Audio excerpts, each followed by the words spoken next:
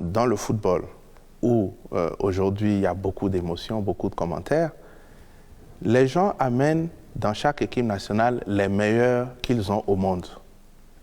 Nous avons joué contre le Sénégal. Le Sénégal a amené à chaque poste les meilleurs qu'il y avait au monde. Ces meilleurs, en club, jouent à des niveaux nettement supérieurs aux nôtres.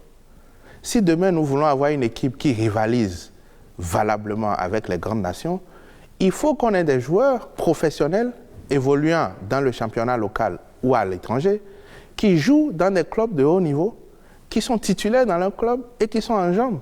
Ce qui s'est passé au niveau des juniors U20, pour que des jeunes Béninois, à cause du championnat professionnel, aient pu éliminer la Côte d'Ivoire, le Ghana, le Burkina, qui sont des pays de grande tradition de formation de jeunes, et que le Bénin ait pu se qualifier en U20, c'est la même chose qui doit se passer au niveau des seniors. C'est-à-dire que si vous êtes dans un bon championnat, que vous êtes titulaire, que vous jouez à un bon niveau, en équipe nationale, vous pouvez rivaliser avec les autres.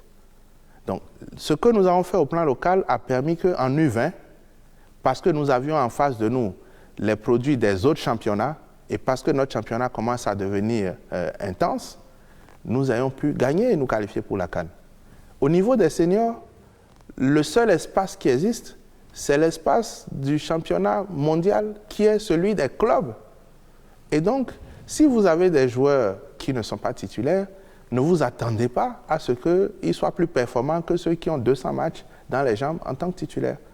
Donc, c'est un travail progressif. Nous allons le faire en priant encore les uns et les autres de se souvenir de là où nous sommes partis, d'être indulgents et de nous faire confiance pour conduire la machine au bout.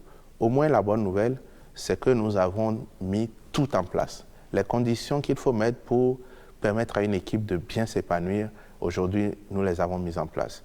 La façon dont il faut gérer une équipe pour que les choses se passent de manière professionnelle, par le concours de la Fédération béninoise de football et notre implication, il faut le reconnaître, nous avons pu les mettre en place. Je crois qu'il faut laisser le temps que toute cette dynamique arrive à maturité et que nous devenions une nation constante en termes de performance et de résultats.